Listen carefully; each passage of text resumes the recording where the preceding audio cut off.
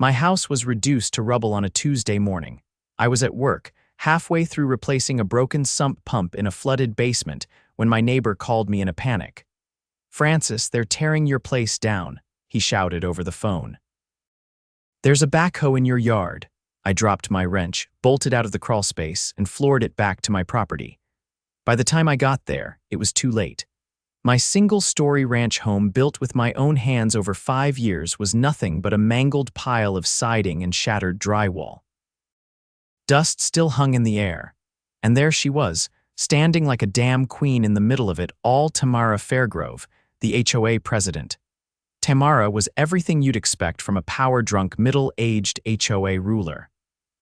Hair sprayed stiff as a helmet, sunglasses that looked expensive but were definitely knockoffs, and a clipboard that might as well have been a scepter.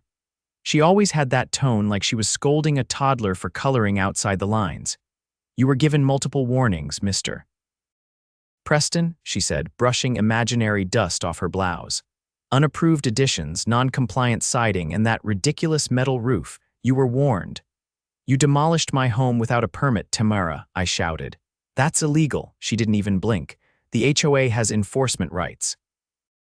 "You signed the bylaws when you moved in." I wanted to punch a hole through the clipboard she was clutching. "I've lived here for 17 years, you tyrant. That clause was added after I bought the lot." She turned and walked away. "Talk to your lawyer," she chirped over her shoulder. "Oh wait, judging by this place, you probably can't afford one." I stood there, shaking with rage. Everything I owned was inside that pile.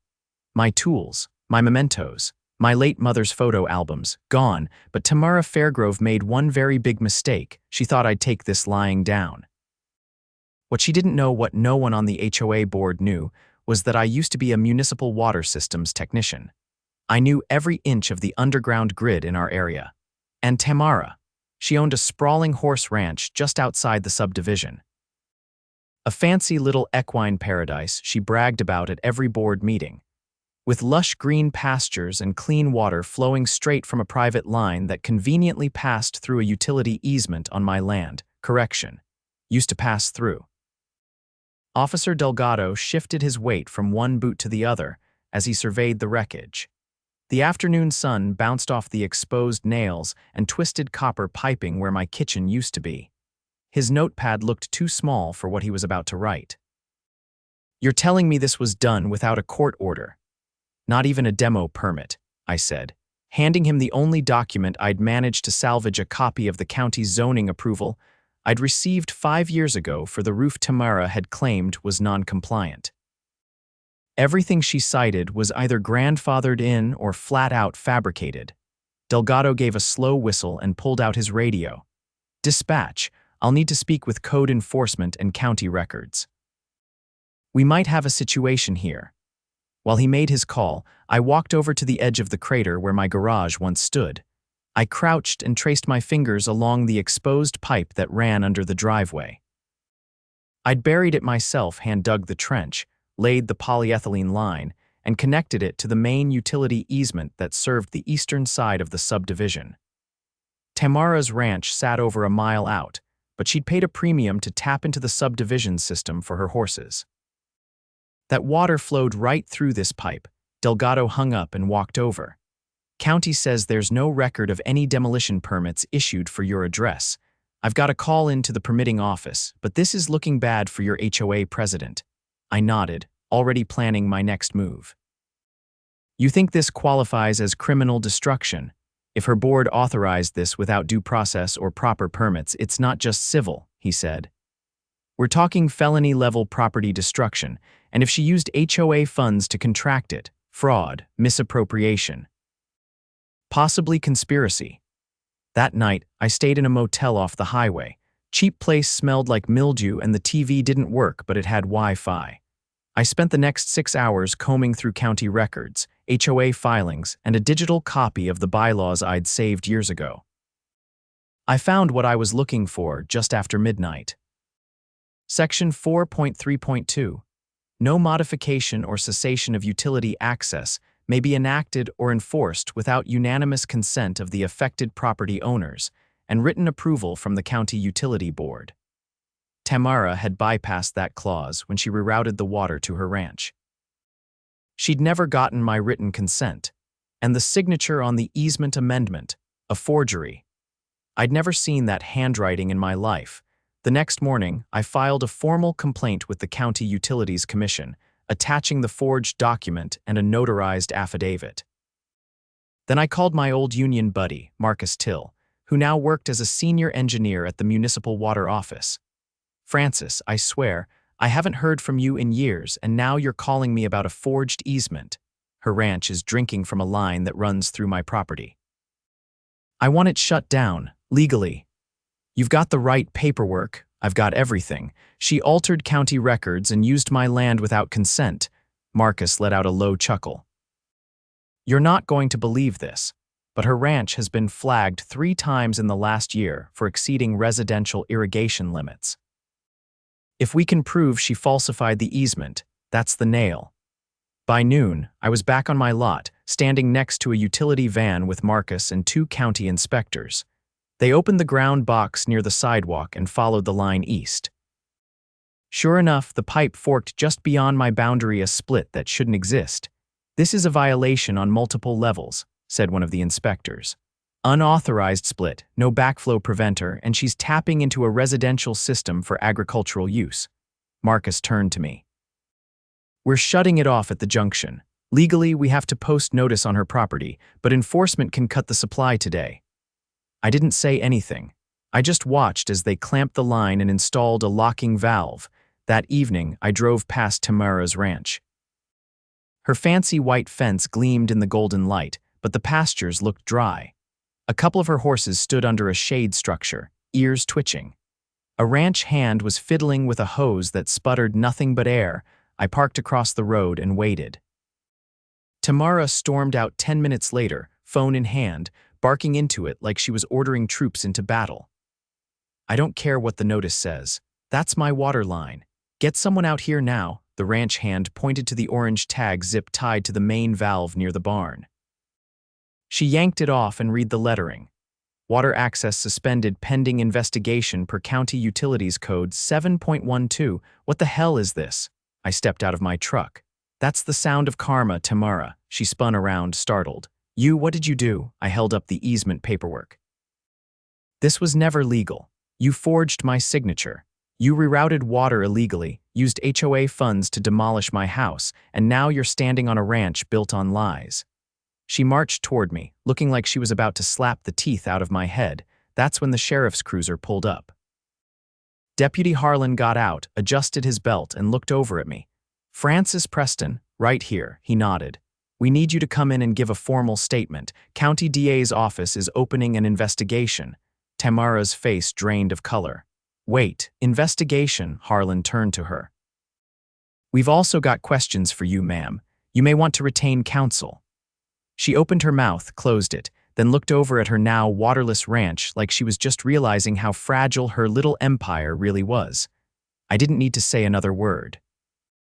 I followed the cruiser back into town, ready to give my statement. Tamara's ranch would be dry for a long time, but that was just the beginning.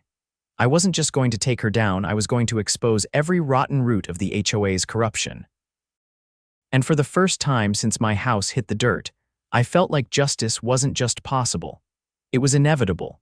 3 days after the water shutoff, my phone rang just as I was leaving the county assessor's office, where I'd been reviewing property boundary maps. It was Deputy Harlan. "We're escalating," he said. "The DA's office flagged something unusual in the HOA's financial disclosures. You available to come down?" I was. And I brought everything I'd been assembling.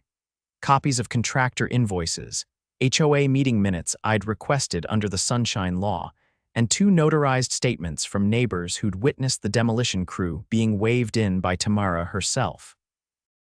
Inside the sheriff's office, I was led to a conference room.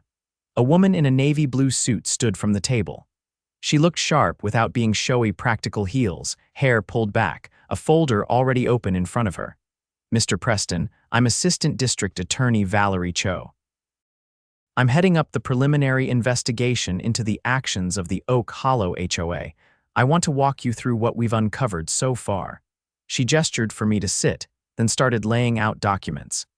We pulled the HOA's financials for the past 2 years. Initially, we were focused on the unauthorized demolition. But then we noticed something strange, a series of payments to a shell landscaping company called Greenridge Solutions. No website, no license on file. But they've received over $70,000 from HOA dues in the last 14 months. I blinked.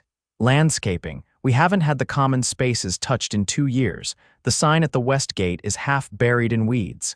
Exactly, she said. So we dug deeper. Turns out Greenridge Solutions is registered under an LLC owned by a man named Curtis Fairgrove. Tamara's husband. Valerie nodded. He doesn't even live in the state, but he's been cashing checks from HOA funds, most of which are being routed into a joint account he shares with Tamara. That's misappropriation, potentially wire fraud. And the demolition, she leaned forward slightly. County permitting confirms no request was ever submitted. The contractor they used Rixford site prep was paid in cash, no invoice, no receipt, nothing on the books.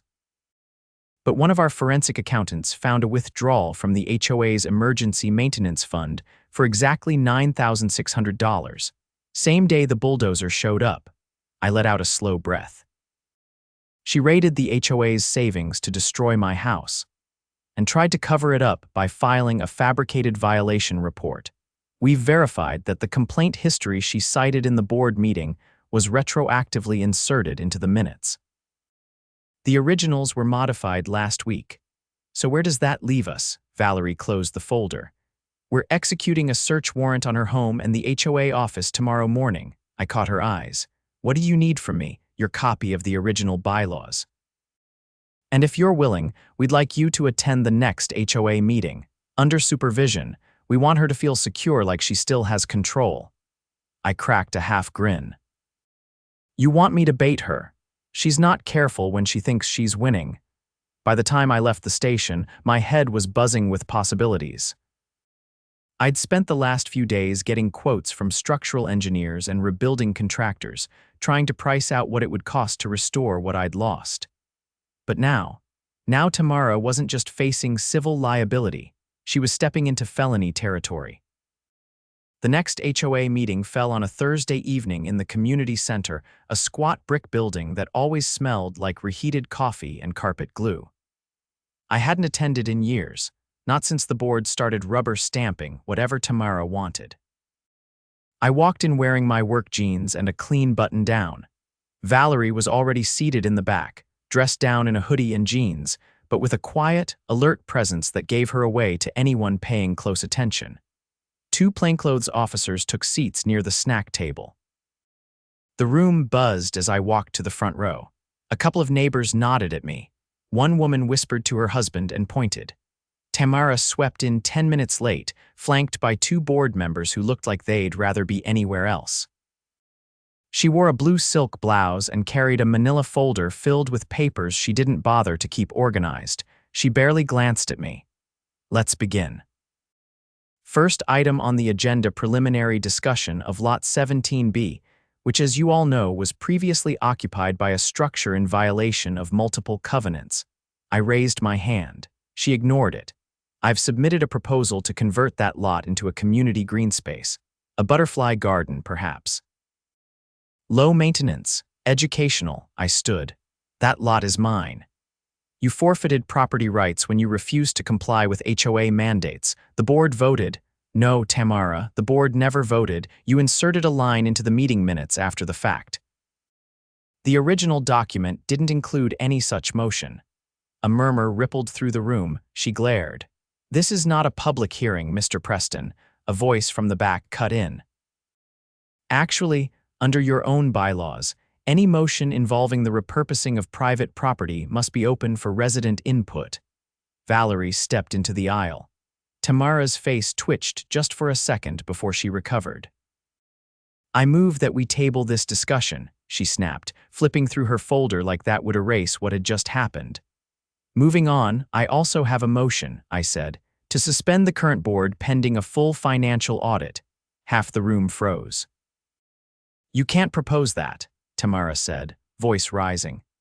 Per Section 8.4, any member in good standing may propose a vote of no confidence if supported by at least 5% of the community. I have 42 signatures. I handed the petition to the secretary, an older woman who'd clearly had enough of Tamara's antics. She took it without a word. Then the doors opened. Deputy Harlan entered, followed by 2 uniformed officers and a county registrar. Harlan held up a folded piece of paper. Tamara Fairgrove, we have a warrant to search your residence and the HOA office for evidence of financial fraud, document tampering, and unauthorized demolition. She staggered back half a step. You can't do this, she hissed. This is a private meeting, Valerie stepped beside Harlan. Not anymore. The officers moved with precision. One escorted Tamara outside while the others collected the HOA's record binders and computer. The board members stood helpless, eyes wide. The room remained silent until the door shut behind them. The secretary cleared her throat. Well, I suppose we'll have to reschedule the butterfly garden discussion. That drew a few nervous chuckles, but most people just looked stunned, like someone had shattered a spell. After the meeting, several neighbors came up to me. A retired mailman offered to help rebuild. A young couple from down the street asked if I'd consider running for the board. Even the guy who once threatened to report me for parking my work truck on the street gave me a nod of respect. Back at the motel that night, I poured myself a glass of tap water and sat on the edge of the bed. For the first time in weeks, I didn't feel like I was fighting alone. The house was gone, sure, but the foundation had already begun to shift beneath Tamara's empire. She'd built her power on fear and forged signatures. And now the cracks were showing. The following Monday, I stood in what used to be my living room. The debris had been cleared by a city-ordered crew, leaving nothing but the concrete slab and a few jagged rebar stubs poking up like broken teeth. Marcus had pulled some strings and gotten a temporary barrier installed around the lot, just until the legal dust settled. I paced the edge, clipboard in hand, measuring out dimensions for the rebuild. For the first time in weeks, I wasn't working out of desperation, I was planning a comeback. A black SUV pulled up across the street, and a tall man in a gray suit stepped out. I recognized him from the courthouse assistant U.S. attorney name was Nolan. He crossed the street and offered a firm handshake. The county DA forwarded your file. We're expanding the case. I raised an eyebrow. Expanding? He pulled out a tablet and tapped the screen. We found wire transfers from the HOA's operating account to multiple LLCs in 3 different states, all traced back to associates of Tamara's husband. It's not just local fraud anymore, it's interstate. I leaned against the frame of my ex-front porch. So it's going federal, he nodded. We're coordinating with the IRS and the Department of Housing and Urban Development. Turns out, this isn't the first HOA Tamara's been involved with. There were 2 others, one in Arizona, another in Colorado. Both dissolved under mysterious financial discrepancies. Nothing stuck. Until now, I let that sink in. You think this was a pattern? We're already building the case. And thanks to your documentation, we've got the strongest lead yet. But we're going to need sworn depositions from every board member. If even one flips, we can thread the whole thing together. We're also pulling her husband's business records. He's looking at wire fraud, racketeering, and laundering HOA dues through those fake landscaping contracts. I took a breath, slow and steady. What about the demolition crew, contractors already cooperating? He claims Tamara paid him cash, told him the house was condemned. He never saw a permit, never asked for one. That settles criminal destruction and conspiracy to defraud. But if she lied about the legal status of the property, that's another layer. Filing false reports with intent to mislead a contractor is a felony in this state. Good, I said. She deserves every charge you can pile on. Nolan studied me for a second.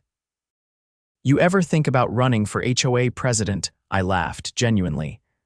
I'd rather rebuild my septic tank with a spoon, he chuckled. Fair enough. But if this community wants real leadership, someone's going to need to step up. That night, I got a call from one of the former board members, Glenn, the treasurer. His voice was tight, like he was trying not to unravel. They came to my house, he said. Federal agents. They showed me the bank records. I didn't know, I swear, I didn't know she was routing money through shell companies. I sat down on the edge of my motel bed. You signed off on those checks. She told me they were for contracted maintenance. Said the invoices were in the file cabinet, but I never saw them. She controlled the office, the keys, the records. I didn't want to rock the boat. You let her demolish my house, Glenn. There was a long pause on the other end. I'm going to testify, he said finally. They offered me a deal. Immunity in exchange for full cooperation. I'm taking it. The next morning, the local news truck showed up. Word had gotten out that federal charges were being filed. A young reporter named Casey tried to interview me on the sidewalk, but I declined. This wasn't about headlines. It was about justice. Later that day, I got a package delivered to the motel. No return address. Inside was a padded envelope containing a flash drive and a scrap of paper with one sentence written in neat cursive. You're not the only one she's hurt. I plugged the drive into my laptop. It was a folder of audio recordings, board meetings, private conversations, even a few voicemails from Tamara threatening residents over minor infractions. One file labeled April 6 board meeting unredacted caught my attention. I clicked play. Tamara's voice came through, crisp and cold. I don't care what the permit says. That house is a rust-stained eyesore. We take it down, we call it a safety hazard, and if he complains, we fine him until he sells. A second voice, Glenn's, replied, uncertain. But the bylaws, I wrote the bylaws, Glenn. He'll fold like the rest of them.